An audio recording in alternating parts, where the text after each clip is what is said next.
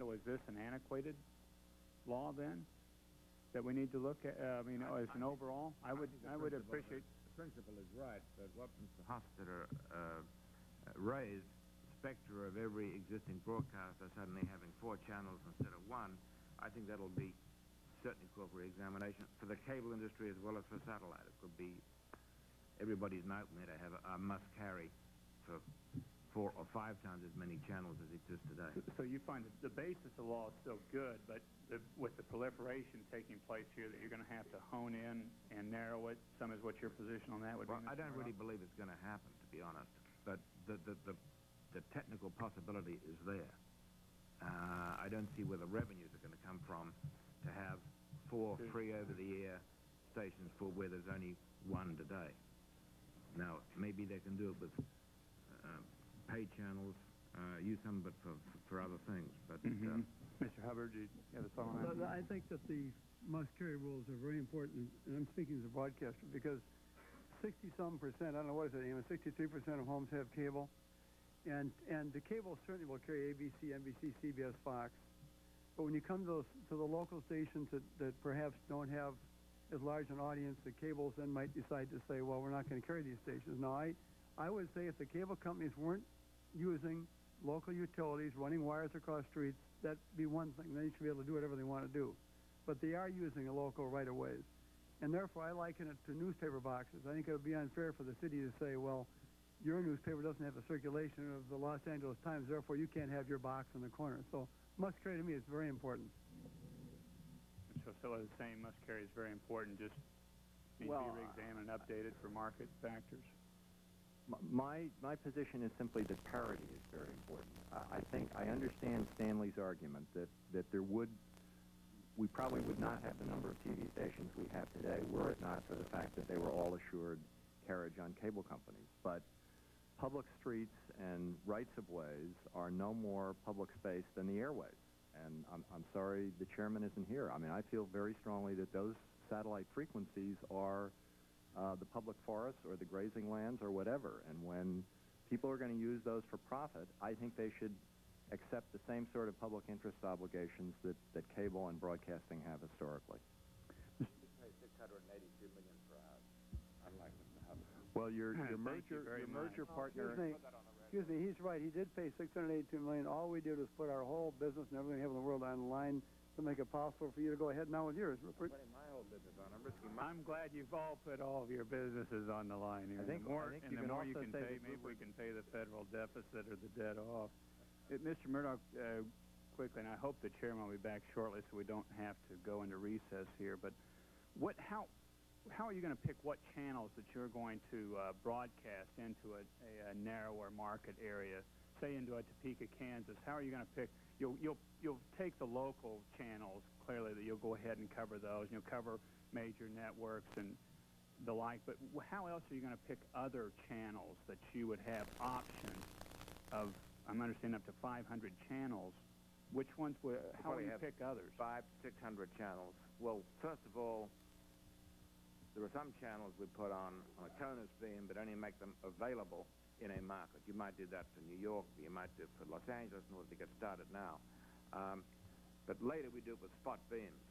Now, we're getting into a technical area, and I'm getting into deep water when I start talking technology to you.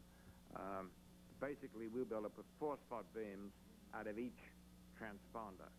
Now, each spot beam would carry as much as a whole transponder, but you have to keep, because they're using the same frequency, you have to keep aiming them at very different parts of the country. So it's a rather crazy sort of quilt work that you're going to have to get. I think we have 8 transponders which we'll be using for spot beams, so that's 32 spot beams that we're contemplating at this stage. Now, we are in difficulty in some spots at the moment. We look like covering all the major areas, some very small areas, and there's a couple of medium-sized cities which won't first be able to do it. Maybe we'll have to wait for yet another satellite to get up before we can do that. These are very expensive. These satellites, the spot beam satellites, are about $250 million. But will you be negotiating? How are you going to pick who you're going to negotiate to take where across the country, I guess, is what I'm asking. How do you know which New York channel you're going to beam into Kansas. Well, those are all going to be a set of negotiations and... Yes, we're not going to beam any New York channels into Kansas. We're only beaming New York channels into New York and Kansas channels into Kansas. Plus, there'll be 300 or 400 other channels, which would be, I guess, a basis of 80 or 90 what you normally get on an expanded cable system today. Everything from all the basic services, right. CNN, and we might even find room for Fox News if we don't get accused of bias. And then there'll be some pay channels like HBO and so on. And then there'll be a lot of pay-per-view. And then there'll be the educational channels and whatever public service will be necessary. How are you going to make that decision which of those additional ones you're going to beam into a market? Oh, I will take the whole lot, everything that's available. I can't see us leaving anything out at the moment of what's available. Basically, anybody that has a service that might have some national interest, yes, you'll beam it in. Yes. That's very interesting.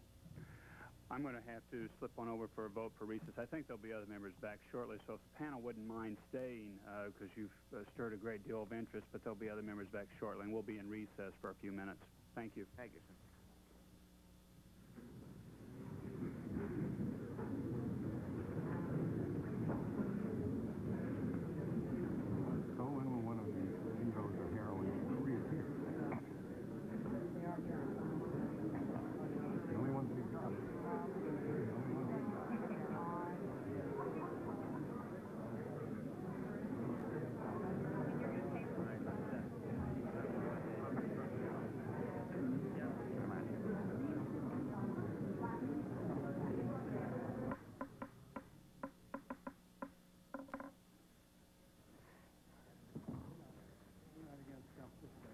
I want to apologize to the witnesses for the delay here.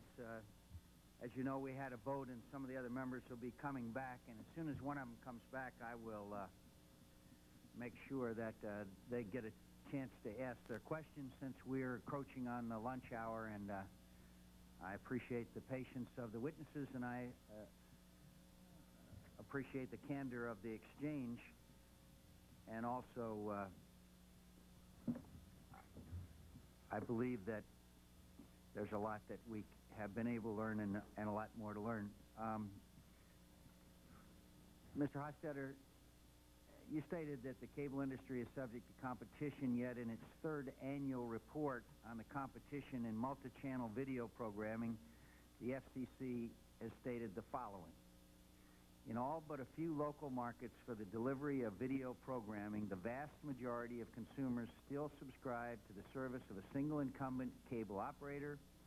The resulting high levels of concentration, together with impediments to entry and product differentiation, mean that the structural conditions of markets for the delivery of video programming are conducive to the exercise of market power by cable operators. Do you have a response to that finding by the FCC?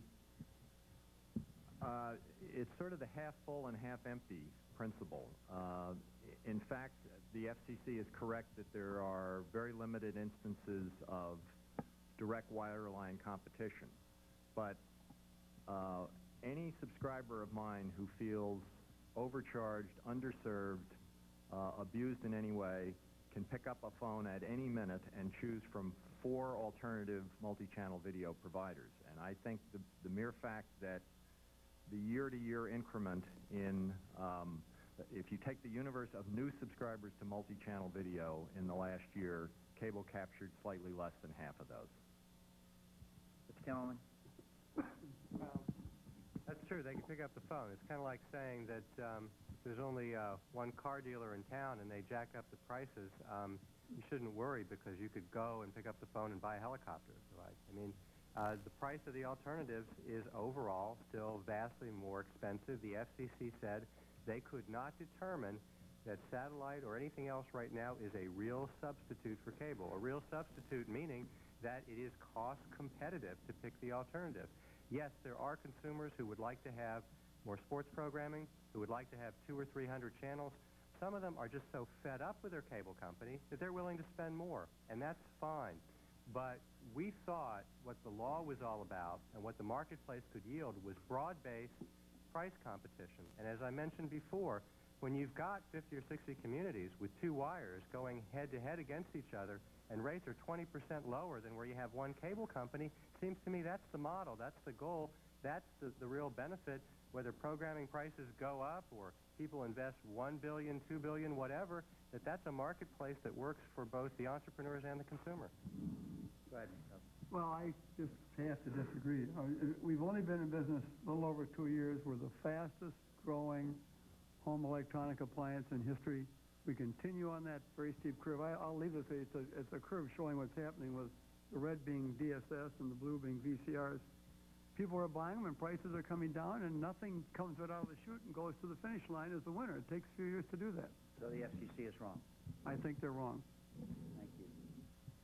Mr. Hostetter, Mr. Murdoch, did you want to say anything? Or, No, I have nothing to add Mr. to that. Hostetter, do you want to respond? Well, I think we have to keep our time frames straight. And as Commissioner Ness at the FCC commented, she told a story about going on a long trip, and she's got all the kids and everything packed in the car, and they're barely at the end of the driveway, and the kids say, "Are we there yet?"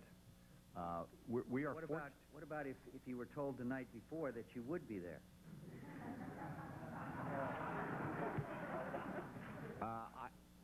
With all due respect, Senator, I think if wireline competition, which is what Gene Kimmelman is saying is the real answer, it will take years and years and years to build. This is built a foot at a time, a pole span at a time. You've got to go out there and pull strand and lash up cable and connect amplifiers, and that is not a 14-month proposition. That is a 5 to 10-year proposition. But you see, Mr. Hostetter, and I don't disagree with your point, and I think it's a very valid one, but you see, life is based on expectations. And when the bill was passed, I can show you reams of material from both members of Congress and the industry, including yours, that said, as soon as this bill is passed, we will see the rates come down, we will see increases in competition, we will see increase in the market.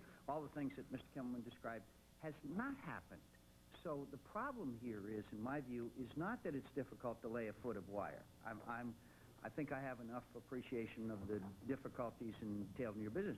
What has happened here is the expectations have not only not been met, the opposite has taken place. Now, if your industry, when you supported this deregulation bill, had come forward and said, wait a minute, guys, you got to remember this is going to take a long time, and you can expect the cable rates to go up next year at double or triple the CPI and the inflation rate, but over time, maybe 4, 5, 10 years from now, everything's going to be fine. That would be one thing. But the reality is, and I'll be glad to send you the quotes from your industry that predicted exactly the opposite would happen. And so when I hear from people who reside in Tucson, Arizona, and other places that they're bitterly disappointed over the expectations that they had, then that's where I see at least a short-term problem. Please go ahead. Let me make 2 points. The wireline competition that Mr. Kimmelman feels is the direct answer here is a multi-year process. And I would have to say, in terms of that happening, the fact that 4 of the 7 major Bell operating companies have been occupied with their own agendas, have been working hard to 9X and Bell Atlantic and SBC and Pacific Tel have had a much different agenda. They have been trying to get their mergers done. What their strategy is going to be going forward really is still a work in process. So I think they've been preoccupied. I also think in the process of working out the 96 Act, the Commission created some real low-hanging fruit for all of those companies, which was long distance. And they are pursuing what they think is the more profitable short-term opportunity. So I think whatever the expectations might have been about wireline competition and telephone company participation, the circumstances have changed. Now, having said that, DBS is there today. It's real. It's direct competition. Is it direct price competition? Perhaps not. But if that's true, it's because the DBS providers have chosen to price themselves. They knew where our price points were. They knew what we were charging. They knew what the pattern of channel expansion and program additions are and what prices would likely be. They rather consciously said, we're going to charge high equipment charges. We're going to put together a package that is a $39 or $49 package rather than a $22 package. So the absence of price competition is in part their choice. Mr. Chairman, I just clarify, I did not mean to suggest that we need 2 wires into the home. All I was suggesting is where we have it, I don't care what the other form of competition is, the prices are that much lower. Also, if I could just point out, Mr. Hostetter's industry, which is now saying that there's satellite competition, you may recall came up here and said there was competition years ago. There was competition from every time someone went down to the video rental store and rented a tape. There was competition for magazines and newspapers. They've always seemed to find competition to their own industry as they were raising rates 3 times faster than inflation. Well, it's interesting you mention that because last March 20th, and according to the Washington Post article by Mark Landler, the whole thing is just silly, said Decker Anstrom, the president of the National Cable Television Association. The cable industry is not about to have its lunch eaten by Mr. Murdoch. Mr. Murdoch, the following statements were made by John Malone, the chairman of TCI, in a recent Satellite Business News article. I think Rupert is so aggressive he's likely to buy really key pieces of programming that can only be received by the satellite vehicle, or if you make a deal with Rupert.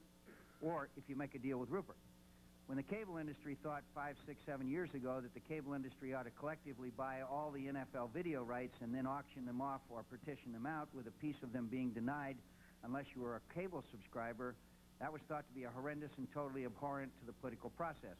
Rupert is quite likely to do exactly that. He's quite likely to buy every broad sets of a very popular rights and in effect hold them as hostage to achieving his goals. That was on March 26, 1997. How do you respond to that? Well, if I did all those things, I'd be taking some lessons from Dr. Malone.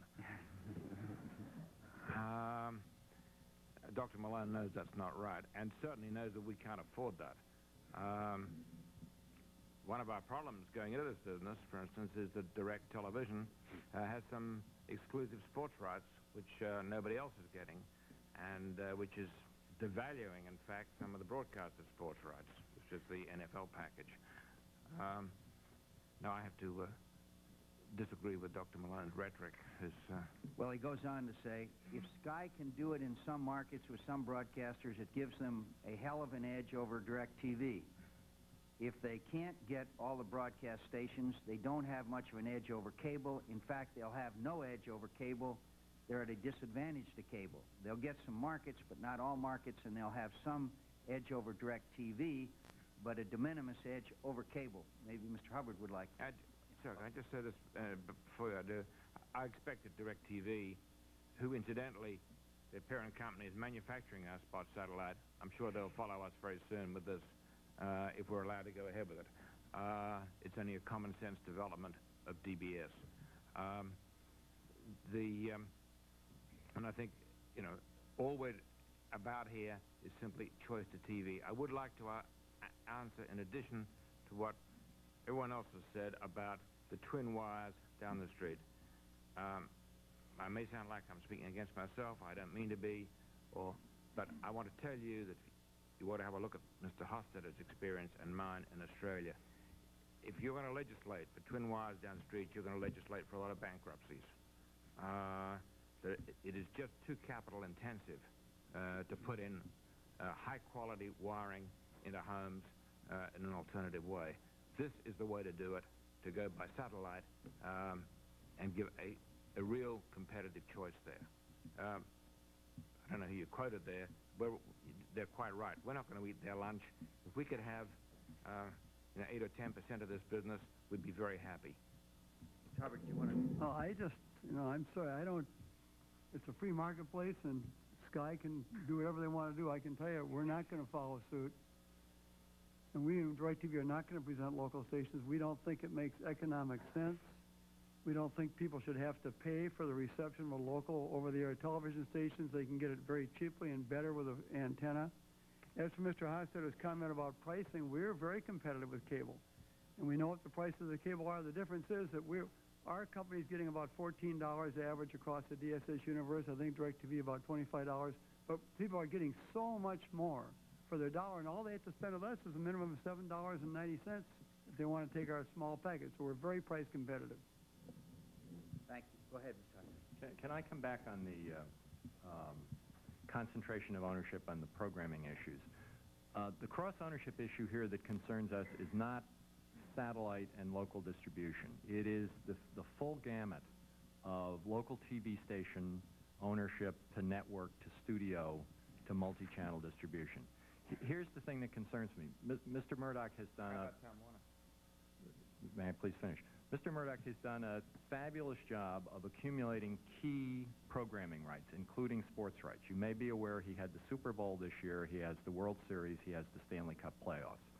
What happens if a single entity has those products and we now come to a Fox station in the Boston market and say we want retransmission rights, we want those programs on our cable system? As the world currently stands, they have the right to deny it and say it will only appear on the News Corp satellite system. The leverage here. Well, I don't know. All the advertising would go out the door. But your ability to drive and you know very well that you have all our retransmission rights for free.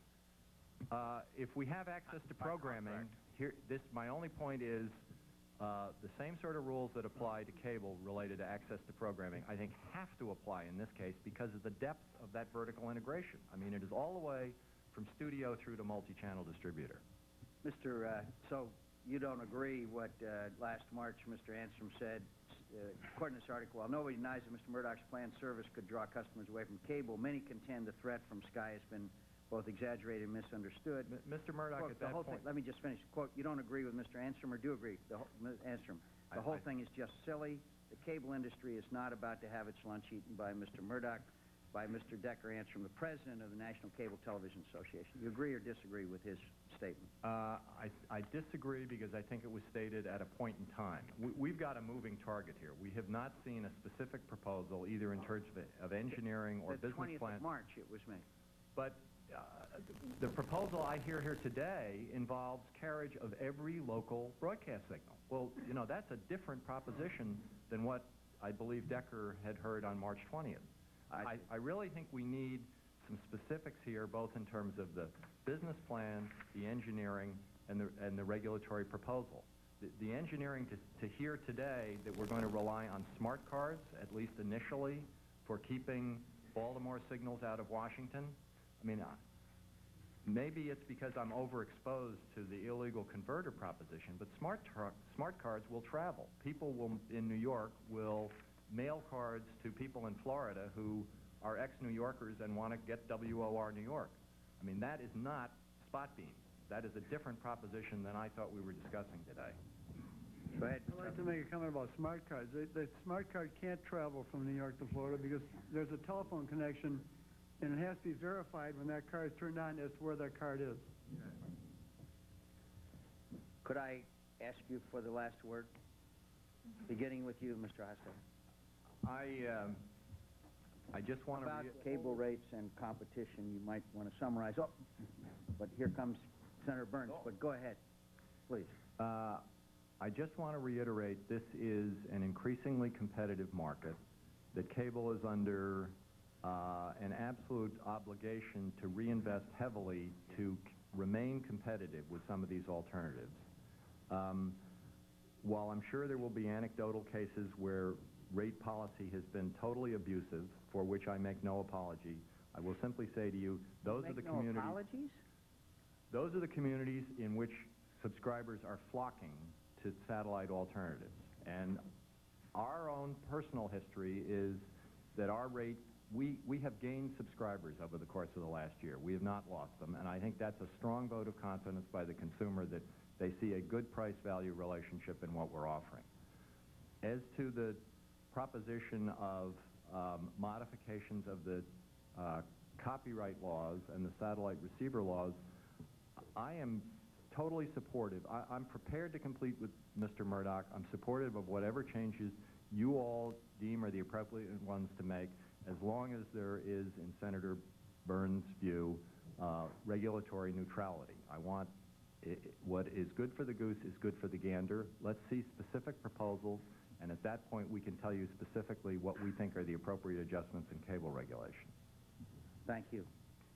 Murdoch? Thank you, Mr. Chairman. I just support what Mr. Hofstadter said.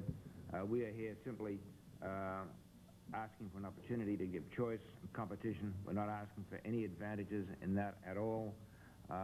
We would have thought that this was something which we hope very much can be treated in a bipartisan way. It's the most generally agreed principle in America that we should have competition in the marketplace, and that's all we're asking to give.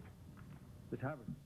Yes, as I said, Senator, I think we're off to a great start. We're providing good competition. It takes time for this competition to develop. We welcome Rupert Murdoch and Sky. We think it's going to be a wonderful competitor to us.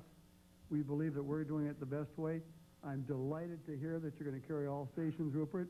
I'm sure you're going to carry them all on the same satellite into a given market so people don't have to have dishes pointing in different directions. And I say, more power to you. And the AB switch is valuable? Well, AB switch, first of all, you only need one remote control to address the digital satellite system. And on that control is a button that says TV, or it says digital satellite system. You just push TV and you get TV station. You push DSS, you get DSS station. That's an important It's item. a very important thing. You can just hook your TV antenna into the back of the set and there you are. Mr. Kimmelman? Mr. Chairman, I'm very happy to see that these three large entrepreneurs are choosing three different paths to hopefully offer consumers more choice and lower prices. That's encouraging. I think the more different uses of technology and different marketing approaches would be beneficial. In 1992, the Congress asserted some key principles, most of them reaffirmed in 1996 in law, that you wanted more competition, you wanted reasonable prices for cable service, you wanted to prevent discrimination, you wanted to limit concentration of ownership. There are a few words in those laws that need to be changed from cable operator to something like multi-channel video programming distributor. There are a number of issues related to concentration of power that need to be looked at in relation to a compulsory license. But we ask you to, first of all, get the FCC to do its job that it has under current law, hold down rates, prevent discrimination and anti-competitive behavior, and then seek new ways to bring more competition to consumers. Thank you. Senator Burns, do you have any concluding comments or questions? Well, I'm going to throw out one question here, and I just want to know how you'd react to it. And then we're missing lunch. I have never missed a meal, nor do I plan to. I hear in this from the cable operators and also from Mr. Murdoch, and some from Stan. How do you react to the idea of cable companies would have to divest their interest in program channels or programming? In other words, should that be kept separate, or to ensure the free market of programmers and to eliminate some discrimination that may happen if you don't have an interest in? Well, you did a very a half step towards that in the 92 Act, which you said to the extent someone is vertically integrated, both a programmer and a distributor, they have to sell their controlled programming to others on non-discriminatory terms. So that was short of requiring an absolute divestiture. I think it is a judgment that Congress should make, whether there should be an interference of that scale. In terms of impact on my particular company, it would be minimal because we have very limited investments in programming. You want to react to that? Yes, I don't think it's necessary. I agree with Mr. Hofstadter. I agree with Mr. Hofstadter about that. We are very, very small in the software business on cable. We have a news service, Fox News. We have a half partnership in some sports programming in local markets with Dr. Malone, and also a channel called FX, which went with that. Again, very low on the sort of radar screen of cable at the moment. And we intend to do more. I think it's perfectly all right for cable to invest in software. They're close to their public. They know what the public wants. I think it's bad when they exclude their competitors from their own cable. That's what I would look at. I want to say right now that we will not deny access to any programmer or deny any programming that's on cable now, whether it's owned by cable operators or not. Well, I'm delighted to hear my good friend say that they won't deny access to a competitor. We only have one channel that we operate. It's called the All News Channel, and we think it's a wonderful service. And when Rupert Murdoch said they intend to carry all important channels, I just felt a great sense of happiness and joy, because we're looking forward to having the All News Channel on the Murdoch system. Thank you very much. In a previous world, we were pushing very strongly to separate content ownership from ownership of distribution systems out of fear of discriminatory practices, of which we have experienced a considerable amount. In the '92 Act, you have a second best, as Mr. Hofstadter describes, which is some regulatory requirements. Now, this can get to be pretty heavy-duty regulatory oversight, especially with such large little market entrants as we're talking about here. I would suggest that you could start with the requirements you have in law on non-discrimination, expand them here, but maybe you need something like the equivalent of the death penalty. Basically, if rather than slap a small fine for discrimination or for failure to carry or for refusal to deal, you make it clear that the authority to actually separate the content ownership from the distribution system, if someone's acting anti-competitively, is in the hands of the FCC or whomever, and that they should go to such lengths to preserve competition. The reason I asked you about the spectrum thing, Mr. Hubbard, maybe with the time channels 2 through 6 gets back up here and becomes available for sale, I'll be out of the Congress, but as an auctioneer, I'll be very, very active. Senator Kerry. Mr. Chairman, thank you very much. I'd like to welcome all of our witnesses today, and particularly a number of you have had the occasion to both visit your businesses or spend time with you, and I appreciate that. If I could just raise a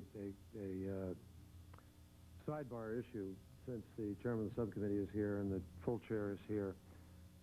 We've had while we're talking about competition, we've had a lot of concerns about competition with respect to local telephone services and the rates, et cetera. We've had a universal access hearing, and we've had one hearing with respect to the, at least internet charges.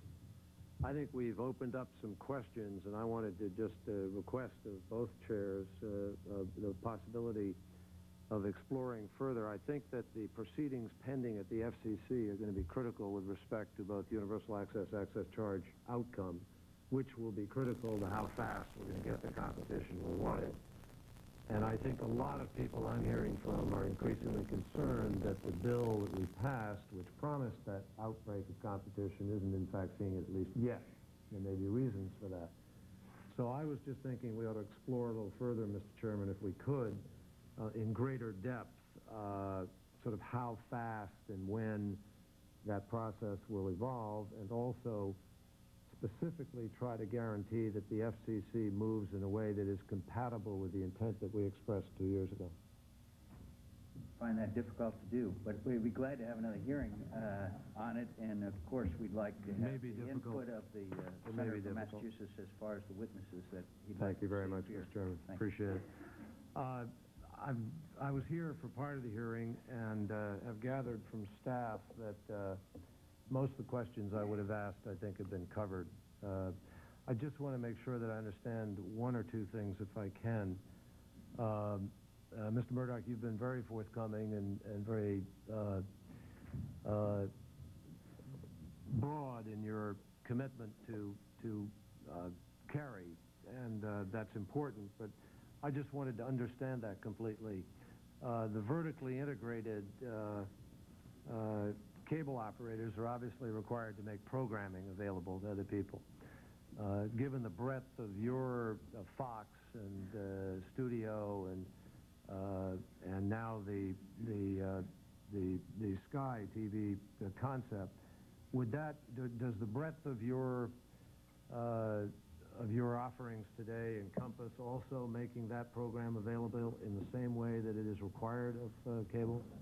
Absolutely. We will sell our programming to any customer. We make programs for ABC and NBC We sell all our films to HBO, to Time Warner, and we'd like to sell them our Fox News channel, but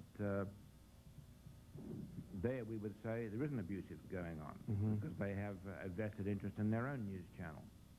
And so we are absolutely open on this, and as I said earlier, we will deny nothing to anybody, and people will be treated equally on the service. Would they be made available on the same terms as they would be made available to Sky TV? Oh, yes, absolutely. They would be. Yeah. Now, sort of a last question to try to, again, understand the... I mean, I think it's almost common now in contracts with cable operators to have most favored nations clauses in them.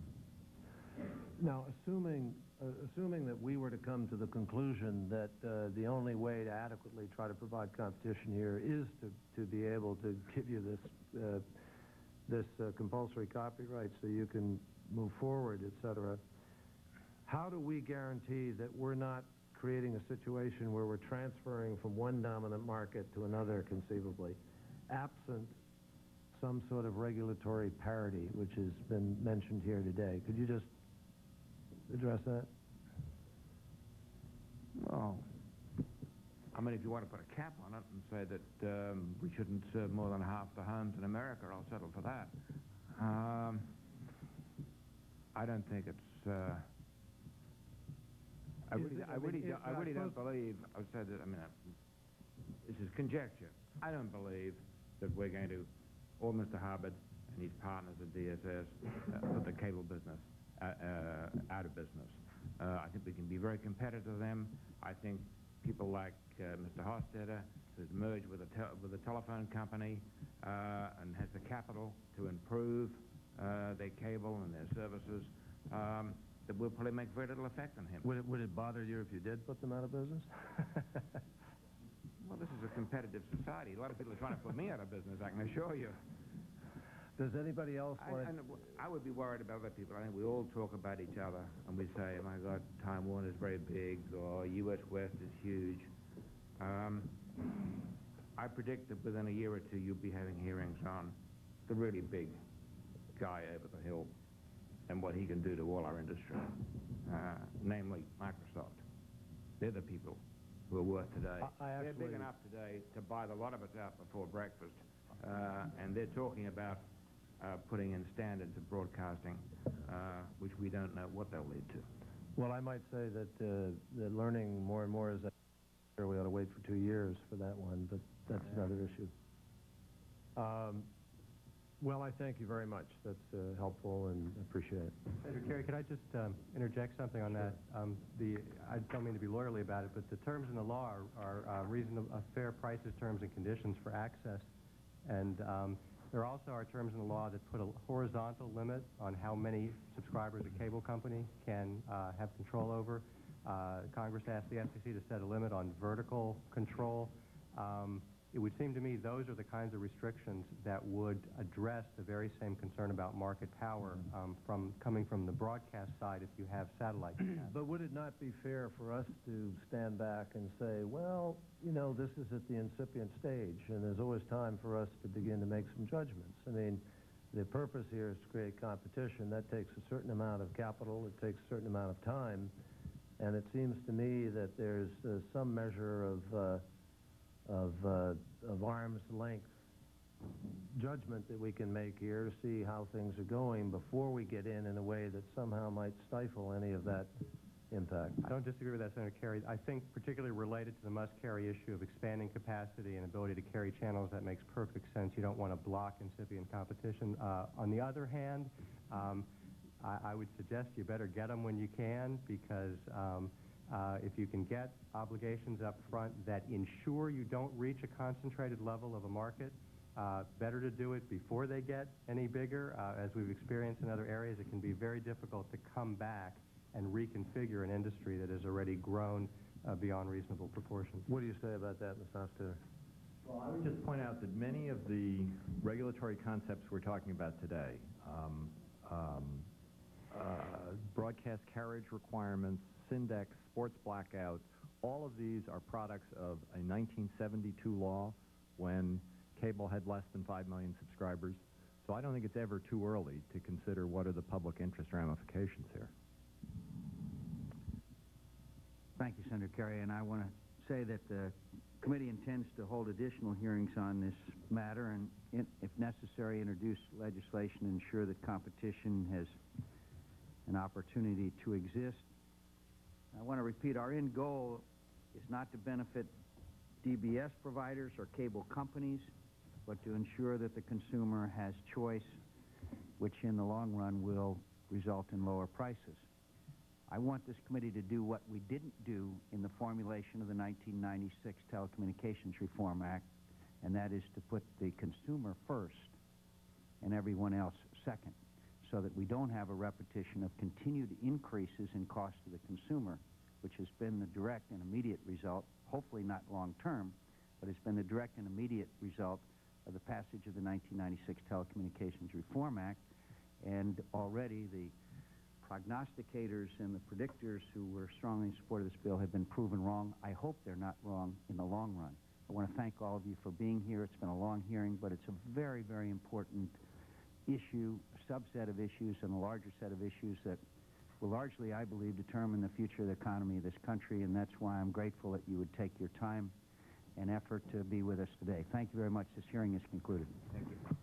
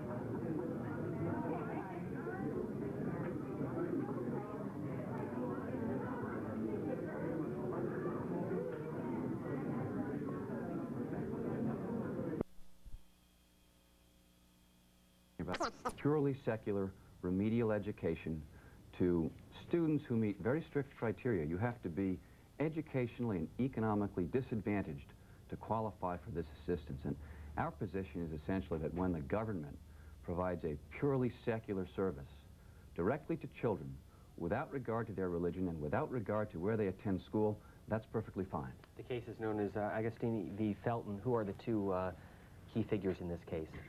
Well, Mrs. Agostini is the mother of a young student who receives Title I instruction in the New York City parochial schools. There are a dozen or so parents of students who receive those services who are involved and whom we represent. Mr. Geller represents a group of taxpayers who are challenging the provision of these services on the premises of parochial schools. Why do you oppose this? Well, first of all, it should be called to mind that 12 years ago, the Supreme Court held that public school teachers should not go into parochial schools. And this case is simply a review. Actually, it's a rehearing of an appeal that was brought by the defendants in this case 12 years ago. And there is a serious procedural question in the case. But briefly, my clients and taxpayers and the organization of which they're members, which is called Pearl, oppose public school teachers from going into parochial schools because it's a violation of the Establishment Clause of the First Amendment, which embodies the principle of separation of church and state. And if public school teachers go into parochial schools, they lend the support of the government, state, federal, state, and local, to the schools and their religious mission. And they also, as far as we're concerned, subsidize the parochial schools. They take over a substantial portion of their secular education. And then there's always the danger that public school teachers, after being in the parochial schools for a long period of time, will individually, on their own, tend to engage in conduct which will support the school and its religious mission. And again, that violates the Establishment Clause principle of separation of church and state. Attorney Bain and Attorney Geller will be with us till the top of the program, the top of the hour, and our phone lines are on the bottom of the screen if you want to phone in and have a view on this issue. Where do you think the line should be drawn on church versus state? Well, certainly not where Mr. Geller draws the line. Mr. Geller draws the line right at the door of the schoolhouse. And Mr. Geller says that it's perfectly fine to provide these remedial services to children as long as they're required to leave their school in the middle of the school day to get them. Now, our position is that, number one, as a practical matter, it just doesn't make sense to say to the most needy children, the ones who need extra attention, you've got to leave school to get it. It's very disruptive, it's very time-consuming, and it's very expensive. Why shouldn't the private school provide that remedial training? Well, the private schools do provide help to their students, but this is assistance that is supplemental to what is provided in both the private schools and the public schools. The most important thing to understand about this program is that it's not directed at students who attend parochial schools. 97% of the money goes to students who attend public schools. And so both the public schools and the private schools do what they can. But the federal government comes along and says, we think it's so important to provide remedial instruction to kids who are educationally and economically deprived that we're going to do it regardless of where they attend school. And parents, of course, pay taxes. Why shouldn't their child be allowed to get that kind of remedial training from teachers who are paid by tax dollars? That's an easy question. If they pay taxes, they have available to them the public schools. You must remember what the government or what Mr. Bain and his clients are seeking here is to have public funds used for private schools and private schools students. And there's no reason for that, especially in a time when public schools are in dire straits and need the money. Morristown, New Jersey, good morning. Boy, I tell you, you people are picking the wrong fight and the wrong argument. I don't approve, and nor would I support the public school teachers doing remedial education in parochial schools, along with child study teams, etc., for the very simple reason that we already have long historical documentation that the teachers in the public schools are not appropriately prepared with the proper early childhood development training studies and what have you to appropriately and correctly identify educational problems with the children they have. So why would you expand their miseducation into other areas? This is absolutely absurd. Kevin Bain? Well, this is a program that has highly specialized teachers, and it's widely recognized that this program has been very effective. We're not just taking a teacher from a public school and having that teacher go across the street to a parochial school. The government has decided that it's worthwhile to pay highly specialized remedial teachers to go into the public schools and the private schools to supplement what the local school board does. And the program has, in fact, proved to be very effective. Stanley Geller mentioned this briefly just a moment ago. This case came up 12 years ago. Yes, What's changed? Well, we think the law has changed significantly. There have been any number of cases decided by the Supreme Court that we think indicate that under the prevailing interpretation of the Establishment Clause that Mr. Geller mentioned before, this case would now come out in our favor. And so what we did is we went back to the court that entered the injunction 12 years ago, the court that said teachers may not enter the premises to provide these very limited remedial services. And we went back and we said, the law has changed. And because this isn't simply a case involving the payment of money. It's not as if 12 years ago a court ordered someone to pay someone $10,000 and the money is paid and the case is over. This case lives on, and it lives on because there is a continuing injunction that is in effect today. It will be in effect tomorrow. It will be in effect 50 years from now, unless the court takes a second look at it. And what we're saying is that when the law has changed in such a way that indicates that the court would approve the provision of these services on premises, that it's appropriate to come back and take a second look. In fact, 5 justices have invited just this kind of application for reconsideration. 4 justices have said this decision 12 years ago was wrong, and 1 justice has said it may have been wrong and should be reconsidered. And so we're there because there are so many signs that the case 12 years ago was incorrectly decided. And this, of course, is one of the 75 cases that the Supreme Court is now undertaking during this term, and a decision following oral arguments will come later in the spring or early in the summer. We'll get a call from Jacksonville, Florida. Good morning to you. Hi. I would like to classify myself as a raging moderate. I am registered with the Democratic Party. I do have conservative views, however. 5 years ago, I began looking at school issues because I was confused as to why my children, who went to public schools all their lives, were able to score 1,400 on the SAT scores, and yet I was reading all this information how terrible our schools were. I found out in doing research about a Sandia National Laboratories report that refuted information at Nation at Risk, which said how terrible our schools were and how we needed to improve them.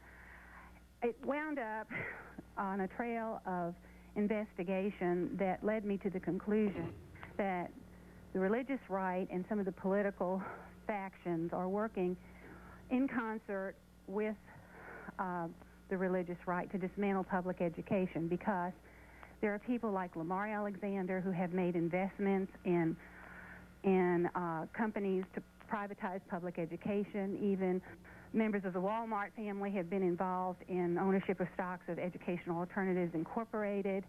And I think what we're seeing here is an attempt at a corporate takeover of America's public education system to harness what they call the human capital so we can maximize profits. And I think what we're doing here is we're treading on dangerous, very dangerous waters for democracy. So you think this is all connected? I think a lot of this, I don't think it's part of a larger conspiracy. I think there are people who are business opportunists who are taking advantage of a very fragile time in our democracy. And okay, we'll get a response from Stanley Geller. Did you want to? Yeah, what you said is very close to my heart. Way back in the 1940s, a Supreme Court justice in a famous case called Everson against the Board of Education said then, and this is 50 years ago, said that there are 2 great drives in the field of education by religious organizations, and one of them is to introduce prayer and religious exercises in public schools, and the other is to obtain public funds for religious education. And those drives go on today, and they are stronger today than they were ever before, and that is because of the religious right. And it's an ongoing fight, and the people that I represent in an organization called Pearl are dedicated to opposing those 2 drives. Mr. Bain? Well, this isn't a matter of the religious right having an agenda or corporate America. Title I was enacted in 1965. It was part of LBJ's Great Society. LBJ was not a member of the religious right. And again, this is not a program that's a bailout for parochial schools. 97% of the $7 billion that the federal government spends every year on this program goes to public school children. This is a program that is aimed at the most needy among our young children. What? Those who are educationally and economically deprived, kids in the inner cities who need extra help. A couple of quick points. Why is Senator Bennett of Utah involved in this case? Beats me. All I know is that he called up and asked for my consent, or the consent of my clients, to file an amicus brief, and I've given my consent to anybody that wants to appear before or file a brief before the United States Supreme Court. This is not a political issue before the Supreme Court. One can debate whether this is a good program or a bad program, whether Congress made a good judgment or a bad judgment. The only issue before the Supreme Court is whether or not the decision to make these services available to children without regard to their religion and without regard to where they attend school, whether that violates the First Amendment. Pride, Kentucky, good morning. Good morning. How are you this morning, gentlemen? We're doing fine. Your view on all of this? Well, basically, I'd like to disagree with Mr. Geller.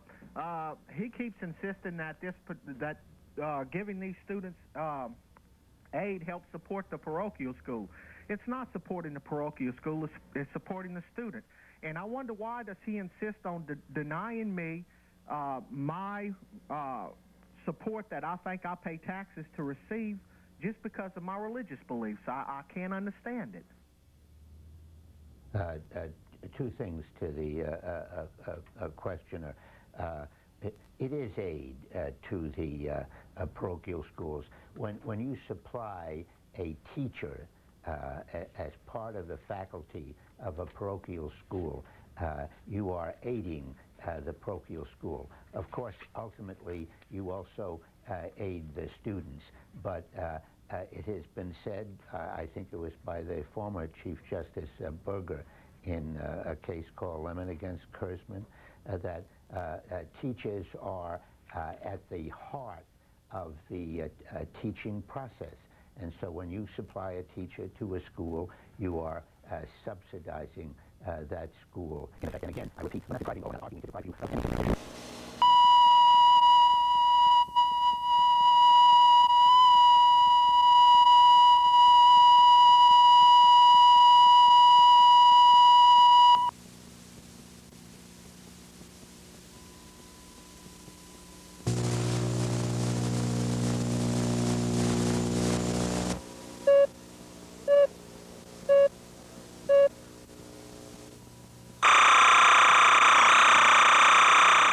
Developments straight ahead on News 4 at 11. Startling new information on the man police say killed a federal judge in Westchester. A fight breaks out over the Harlan minister charged with rape.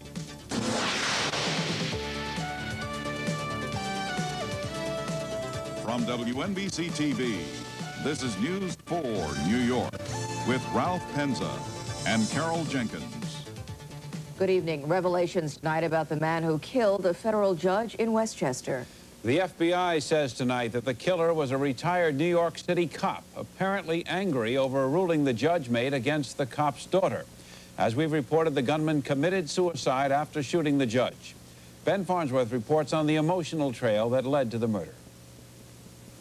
Our investigation has determined that Koster confronted the victim outside his residence and fired at least 3 rounds from a .38 caliber Colt into the now deceased judge. Those are the details of the death of U.S. District Judge Richard Duranko, but there is much more to the story than that. The FBI said the man who approached the judge in the garden of his Pelham home, who fired on the judge and sent him bleeding into his study where he barricaded himself and died, the man who then turned the gun on himself, was 67-year-old Charles Koster of Bath, Pennsylvania. Koster was a former New York City police officer who spent 20 years on the force and retired in the department's mounted unit. He was also a man who had a grudge against the judge. The FBI said that Charles Koster was the father of Carol Lee Koster, who lives at this East Side address. Carol Lee is a former management employee at the Chase Manhattan Bank. In 1981, she filed a $2.5 million lawsuit against the bank and another former manager, Alan Ross, charging sexual harassment. The case dragged on for 7 years and was heard before 3 judges. Finally, on May 19th, Judge Duranko issued a decision against Carol Lee Koster. Apparently, it was too much for the father. The Koster family was totally consumed with this case, and it had become a crusade in their life. It was also believed that Charles Koster, who was a retired New York City police officer, had exhausted his life savings in pursuit of his daughter's litigation. A few blocks from Judge Duranko's home, the FBI found Koster's car, which contained an empty holster and a gun permit issued in Valley Cottage, New York.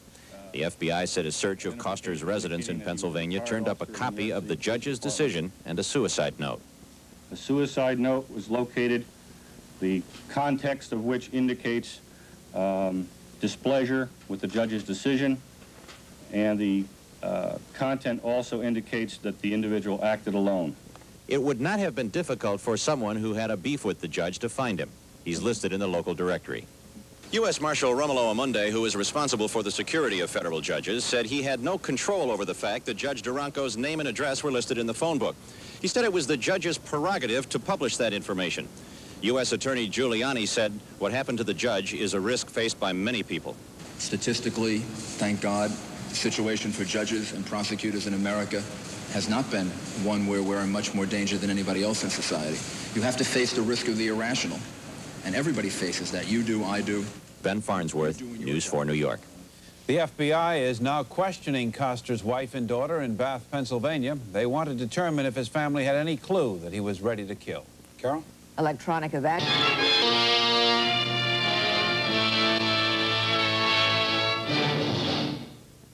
Coming up next, revenge that led to a murder of a federal judge. The city's hottest gossips meet to dish out the dirt. Latest on any deal to get General Noriega to leave. Stu reviews Rambo 3. See you soon.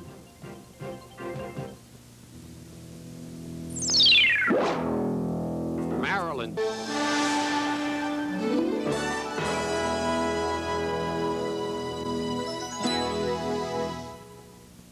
From WNYW Fox Channel 5 in New York, this is the 10 o'clock news with John Rowland and Cora Ann Mahalik. Good evening. There was a big turnout this evening in Westchester at the wake for the federal judge who was murdered over the weekend.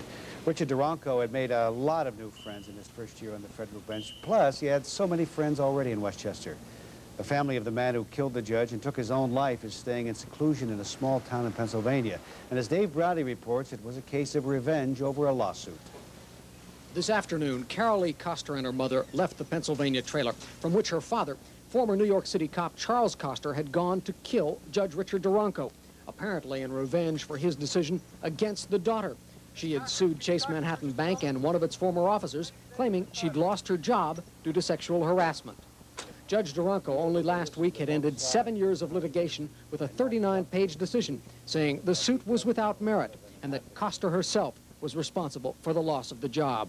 It's almost a cliche to say that a neighborhood is shocked by a killing, but it would be hard to find one more shocked than the tiny town of Klecknersville, population about 200. The assistant police chief here says he can't remember another murder, and it's even more shocking to the people who live here because the Kosters were known as a quiet couple. He, a retired cop, who stayed pretty much to himself. The murder was the hot topic today over backyard fences here in the small village outside Allentown. They were very secluded. They didn't bother nobody. And nobody had any idea that there was a problem with the judge? No. Carol Lee Koster and her mother refused to talk on camera, asking for and getting police help in keeping reporters away from their home. But before leading reporters on a chase through suburban Allentown, she told people both by phone and in person that she had no idea her father was going to kill the judge, but that perhaps he thought he was doing something out of love. Doing something meant a cold-blooded murder of a federal judge, the first such killing in almost 10 years. The man in charge of protecting those judges here in New York says the attack was without warning against a man who in a few months as a federal judge had become extremely popular. He was such a fine man, I'd be proud to call him my brother. Can't give him a bigger compliment than that. He was a real man, very compassionate judge. If you wish to be a judge, I would think that you should attempt to have a great deal of patience, be able to listen to both sides of a controversy, and not jump to a conclusion. Be judgmental rather than an advocate, as trial lawyers are expected to be. Judge Duranko had discussed fairness in an interview earlier this month. His reputation was as someone who tried to get lawyers to settle cases. But Carol Lee Koster was handling her lawsuit herself. Twice she turned down offers of settlement before losing outright. Federal officials say though the judge had never been threatened, they asked him to remove his name from the phone book in Pelham where he lived as soon as he was appointed to the U.S. District Court. They say he refused. I'm Dave Browdy, Fox News Channel 5. Judge Duranko's murder raises some serious questions about the safety of the men and women on the bench. The U.S. Marshal is responsible for protecting federal judges, while the man who holds that job here in New York says that threats against judges are taken seriously. He also says that such threats are not very common. In the last year, I've gone by memory now, I think there was only 6 or 7 threats in the entire district, in my district, in the Southern District. But state judges who preside over criminal trials and in family and housing court say threats against them are commonplace. For the past few months, a state judge in Queens has been under heavy police guard because there may be a contract out on his life. And Justice Milton Williams says state judges are constantly being threatened. I had an incident occur to me on a subway where an individual remembered my full name, Milton Lawrence Williams, and I didn't even remember him. And he reminded me that I gave him 5 to 15, 5 years to 15 years max, and I was frightened. He remembered me, so you are a walking target. Anybody can get you at any time they want to, more or less. It's a sad commentary, but it's true. Meanwhile, Sassone jeans designer Paul Guez, jailed for threatening a bankruptcy judge, may be released on bail. But a federal judge ruled he can only be released to a drug treatment program. Guez was arrested last Wednesday at federal bankruptcy court. John? Well, Corinne, the police are looking for more suspects in the attack on 2 young men. Pay their final respects to Judge Richard Durango. The federal judge was gunned down in the backyard of his Pelham home on Saturday. The killer was upset with the judge's decision in his daughter's case. Dorothy Lucy has more now on that case that certainly caused all kinds of sadness and sorrow. At the Durango home, a procession of flowers. At the funeral home, a procession of friends. They have come to honor Judge Richard Durango. He was murdered Saturday. Durango's father was an Italian immigrant, a tile setter. Durango became a judge. Judge Durango was not only a fine judge, he was a fine man, and he was very, very decent to all the people who appeared before him.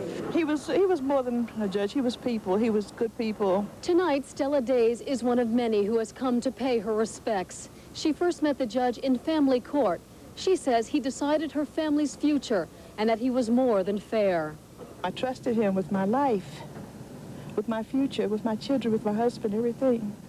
And he helped me. I'll never forget him. But it was the judge's decision in one case that cost him his life. He ruled against Carol Lee Costner in her sexual harassment lawsuit. Her father, Charles Costner of Bath, Pennsylvania, was enraged. On Saturday in Westchester, he killed the judge and then himself. To have this kind of tragedy befall him is something that you read about in the fiction books, but you never really think comes to life. Nicest guy in the world, as far as that I could tell. He was always friendly. Didn't even, like you said, couldn't even tell he was a judge. You never know, he was like a normal human being, well, or just an average guy. From the firehouse where the judge was a volunteer to the funeral home, the sentiments are all the same.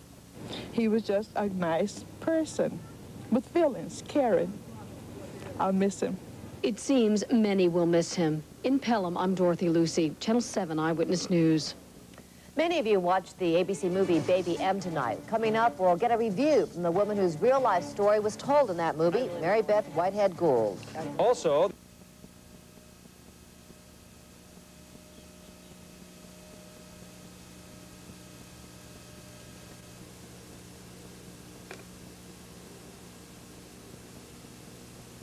went on and got my doctorate at the University of Denver. University of Denver? Yes. Where did you go undergraduate? Undergraduate, I went through seminary school, ending my master's and my BA degree at Notre Dame Seminary. You did? Yes. Oh, that's wonderful. First job out of Denver was at Boston University, where I was Really? assistant professor of government at Boston University. Oh, good for you. I bet that was pretty interesting.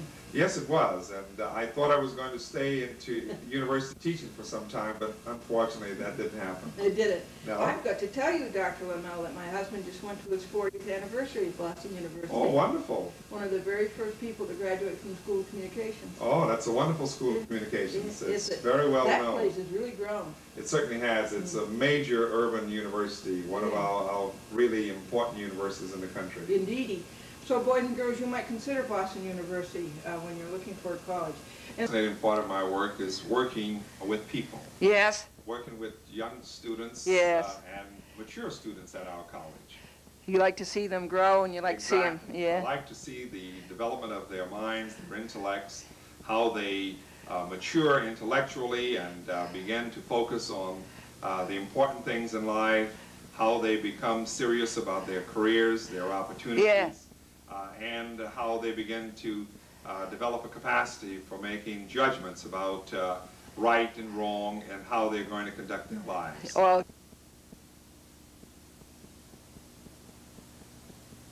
Drew Kula College, and he's going to tell you what Communis Bond is. Would you do that for the boys and girls, Drew? I certainly will, Glendora.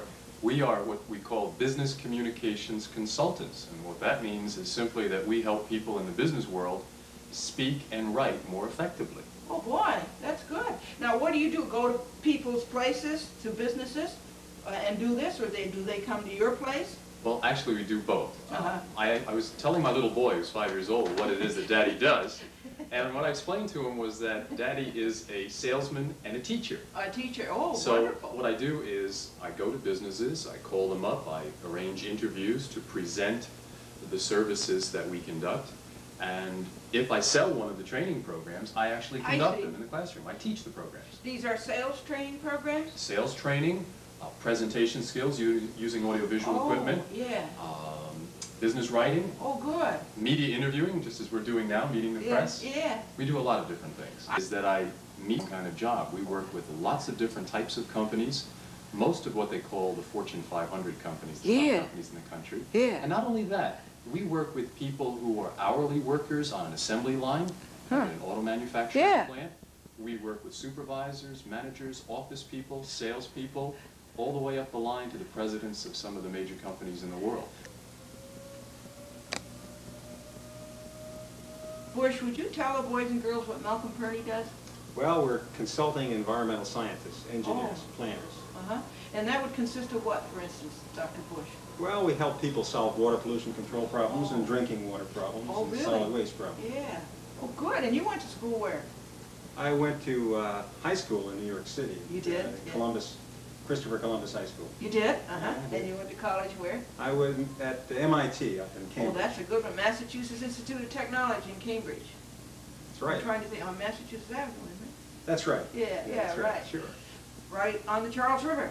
Right on the Charles River, the beautiful Charles. Is to look real hard at the sciences and mathematics. And if you're comfortable with that, find some part of it that you like. And then work very hard to be good at one area.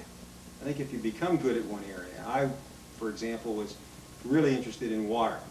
And because I got involved in issues relating to water, first how water moves, but ultimately on water quality. What makes good drinking water, how you clean up wastewaters, how you solve industrial problems, getting toxics out of the environment. All of those things flow naturally from a real interest in what you do.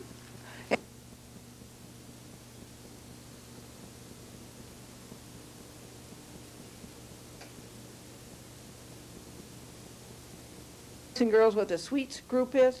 Yes, I'd be happy to. It's a division of McGraw-Hill which provides information in an organized fashion on building products to architects and engineers who design and build the major building projects in the country. Oh, really? And what do you have, a publication or? Yes, it's an annual service, a number of volumes containing about 23,000 pages of building product information provided by manufacturers on their products so that architects and engineers can compare and select them. That's very valuable, isn't it? Extremely valuable. Well, it's a very enjoyable occupation because it provides a lot of opportunities for creativity, and the challenges are there. If you've got an entrepreneurial bent, if you like to create things that are new, to meet problems and solve them that have never been solved before, the information industry provides a wonderful opportunity for people to do that.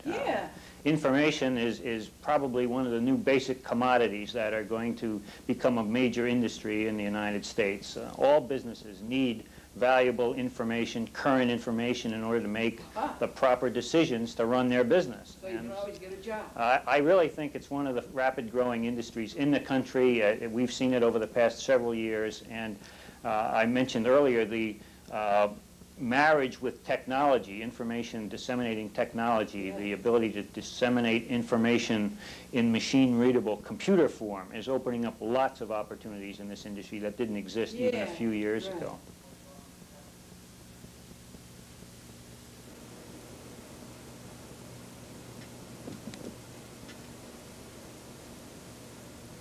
Westinghouse Broadcasting is and does? Well, Westinghouse Broadcasting is one of the major broadcasting companies in America today. It operates 5 television stations, 16 radio stations.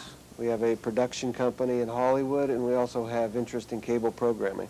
You do, in cable programming? Yes. Now, you know those television stations are big ones. Like you have the one in Boston, and then you have... Philadelphia, San Francisco, Pittsburgh, and Baltimore. And Baltimore, right. Right, and it covers all 3 networks. And their big radio station here in New York, boys and girls, is what? WINS. It has the largest listener base in the United States. It's the most listened to radio station in America. Oh, really? Yes, it is. Oh, that's terrific. And Dennis is the controller. Now, would you, oh, wait, first of all, we got to tell them about these shows that you produce. You produce terrific shows like, well, you did have the Will Shriner Show. Right, and we continue to produce Our Magazine with Gary Collins. Oh, that's yours? The Will Shriner Show, as you said, PM Magazine, Wow. and in some markets that's known as Evening Magazine. Oh. We also produce a large number of children's shows with our Filmation animation production company that's located also in Hollywood. He-Man, She-Ra, yeah. Fat Albert and the Cosby Kids, Ghostbusters, a large inventory of product produced by Group company, W. Huh? Yes. Yeah, right. Programs. And while they are primarily geared toward creative people, they do have intern positions for financial people. They do? Yes, and within the broadcasting field, contacts are very, very important, and that's one way to get them. I think another bit of advice I'd give is that when you do finally get out of school, I wouldn't choose the position based on starting salary. I'd choose it based on the company, and I'd look for a company that values advancement. After there, I think it's just working hard, and as you may have seen from my earlier comments, it's important to be mobile, I think, especially when you get out of school. You're going to advance much quicker if you're willing to move around the country from location to location. You're just going to be much more able to get varied experiences with varied people that way. And it looks to me like you'll end up where you want to be anyhow. I think so. Yeah, if you just, good.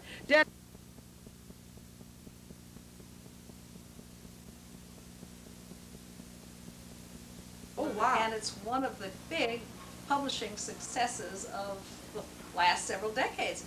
We became, in just that short time, and that's short for a magazine, the second largest business publication in the United States. Oh, that's terrific. It's so hard, you know, to keep a magazine in the business. It certainly is. Yes. Okay. So we have a circulation of 900,000 people, mostly women, but some men too.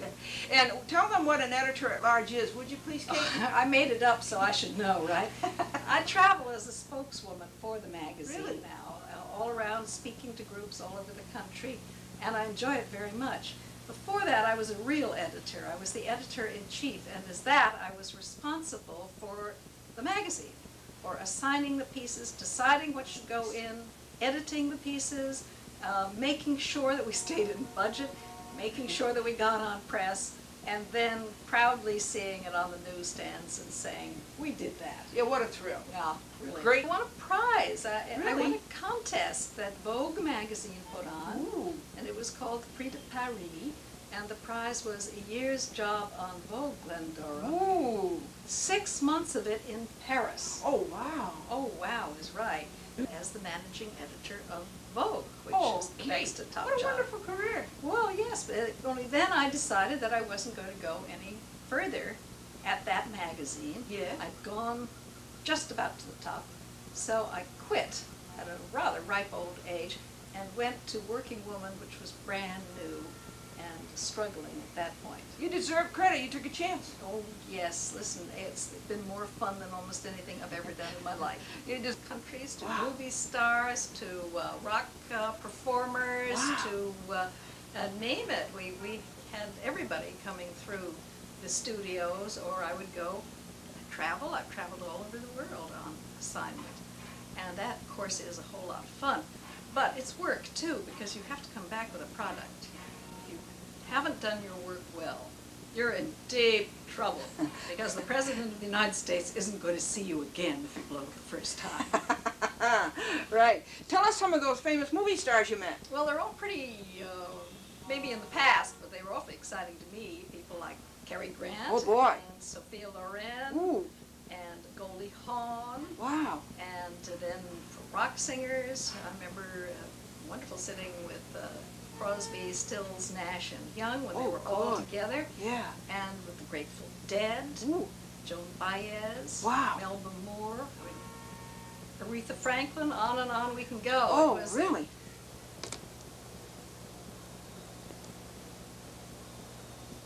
Local news operation, which at Channel 4 is newscasts at 5, 6, and 11 on the weekends.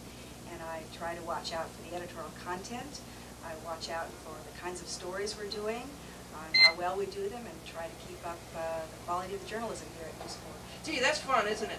It is fun. It is fun. It's a lot of hard work, but it is fun. Yeah. You've done very well to get that far, I think, and to have such an interesting job. When you say the editorial content, what is that? Well, when you put together a news story, a lot of elements go into it. Yeah. Writing, choosing the pictures, putting it together. I see. And I want to make sure that we tell the whole story, that we tell both sides of the story. That's what it is. It's fair, that it's balanced, and it's clear that people can understand it. Would you? Somebody had just quit at that position, and they needed someone, and there I was, and I said, I will do anything. I'll work any hours, any days. Just let me try, let me show you. Yeah, good for you. And you have to do that when you're starting in the beginning because you don't have any experience. Yeah. So now, Tina, how did you make that difficult transition from radio to TV? Well, I was very fortunate in someone I had worked with years back at WCBS Radio, with whom I had a professional relationship all these years, was looking for someone to work here who really did not know as much about the wonderful technology of television, but came from a news background, which is what I had. So I came here with what I knew and learned the television part of the business. Yeah, I think the important point there is the context. It's very important to meet people. Don't get confused though. It's not that all who you know. It's just get to know lots of people. It's everything. People like to hire people that they're comfortable with. They know they can count on. That they've watched work. That's right. Don't burn your bridges. If you leave a job, even if you just want to tell the boss off, don't do it because you never know when your paths are going to cross again. They do in this business. And it's important to maintain those relationships. Father was a newspaper man, so I've grown up all of my life enjoying knowing things first and telling people about them. Now, what advice would you give a youngster to get started in broadcast journalism today? Well, this, like so many professions, is difficult in New York. But to lay the groundwork, you should be a curious person. You should know how to write. You should have lots of energy. You should not care whether you work many, many hours a day or Saturdays and Sundays. You should go out for a school newspaper, a community newspaper. In college, certainly there are plenty of opportunities to study the institutions of journalism, to learn how to communicate or produce or broadcast or write. Always wanted to be on Meet the Press, and here I am, Meet the Press, Tina Press. Now, Tina, before we go, just tell the boys and girls what all these TV sets are over here, could you? Well, it's 3 monitors, which generally are on in my office, channels 2, 4, and 7, the 3 network-owned stations in New York. During our newscast, I try to keep an eye on what the other 2, the main competitors, are doing to see what stories they're covering. Oops, now. He was the 2nd federal judge murdered in this century. They buried U.S. District Judge Richard Duranko in Pelham today. Duranko was hunted down and killed in his home by a man who then took his own life. The killer, a retired New York City police officer who spent his savings on a sex discrimination case that his daughter lost. News 4's Ben Farnsworth reports on the funeral.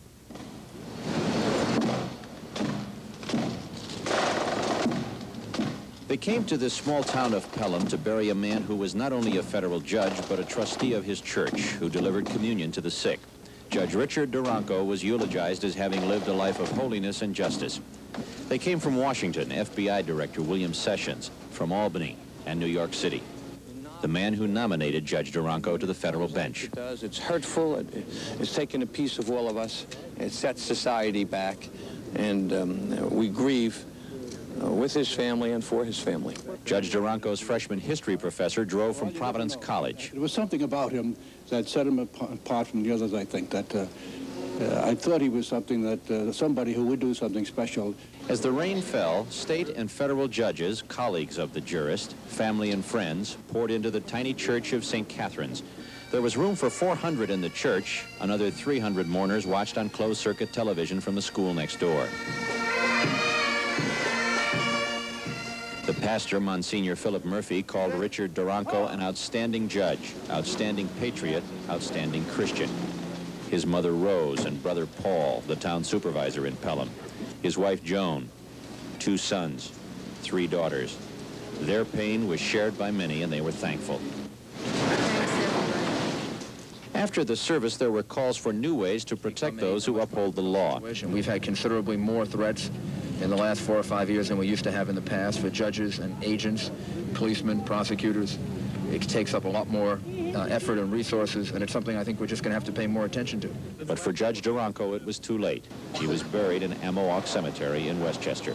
We know that there must be something in that's a message from Almighty God for us, and maybe it'll be the beginning of implanting in young men and young women the idea that a career in government is a special career.